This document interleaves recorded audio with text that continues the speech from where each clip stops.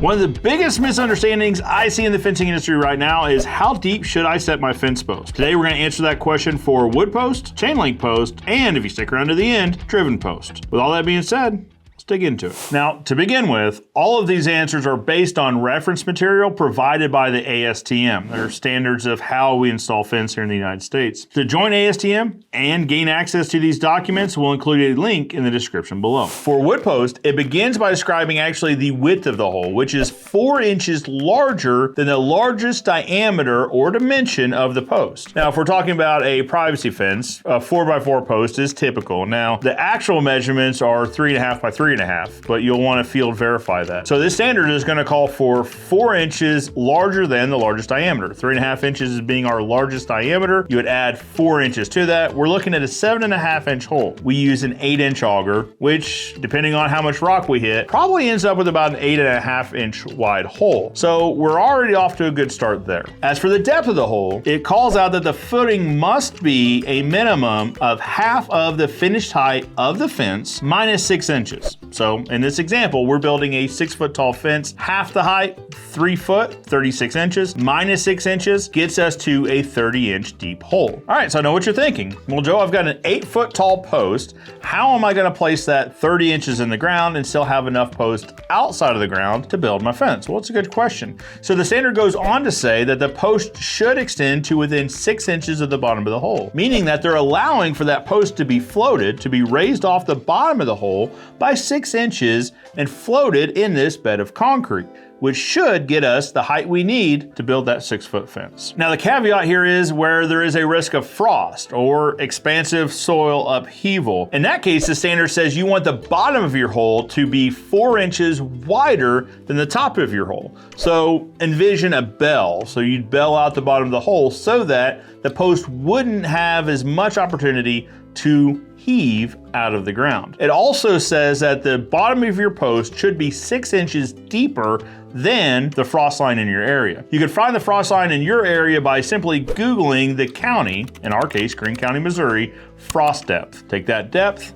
add 6 inches, and voila, you have your recommended post depth as per the ASTM standard. All right, before we move on to how deep to set your steel post, I want to talk to you about Mid-America Fence Supply. Are you frustrated with a supplier that seems to run out of materials right before your project starts? You'll want to check out Mid-America Fence Supply. I'm not saying they have the world's supply of fencing materials, but they've got a big chunk of it. With that being said, let's talk about how to set your steel posts. Now, again, we're referencing the ASTM standard here. When we're talking about a steel post, for this example, we'll use a 2.5 inch diameter post, a round post. There's used a lot in residential fencing, chain link, as well as for residential wood fencing. For wood fencing, you typically see a 40 weight, Schedule 40 or similar. I'd say the post used a lot in residential fencing for steel post is going to be a 2.5 inch diameter. The ASTM standard calls for 4 times the diameter of the post. Well, some quick math tells us that's going to be about a 10-inch hole, which is wider than the hole we see called out for the wood post that we just talked about, which is 4 inches larger than the largest diameter. So we're talking about a wider hole,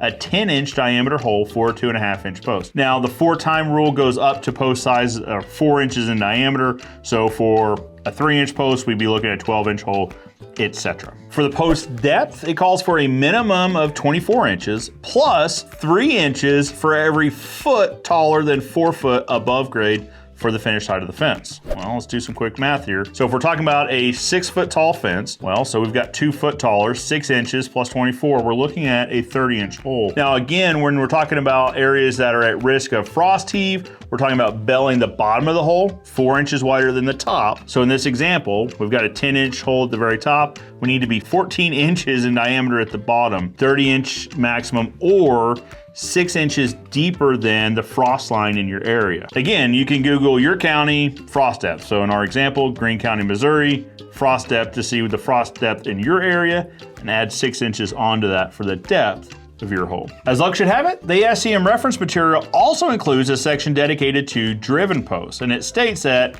you add 6 inches deeper than what we previously came up with in 5.1, which is the 24-inch minimum, plus 3 inches for every foot taller than 4 foot. In our example where we're building a 6 foot tall fence, we're gonna add 6 inches to the 24, we've got 30 inches, which means we're driving our post another 6 inches deeper, or 36 inches. All right, and with that little math lesson, I think we've arrived at the answer of how deep you should be setting your fence post, depending on whether you're using wood post or steel post, setting in concrete or driving, frost line or not.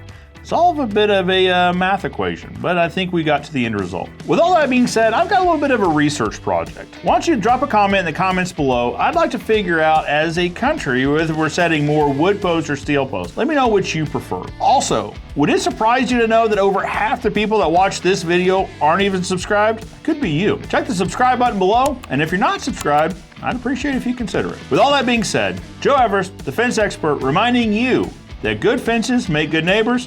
I'll see you next time.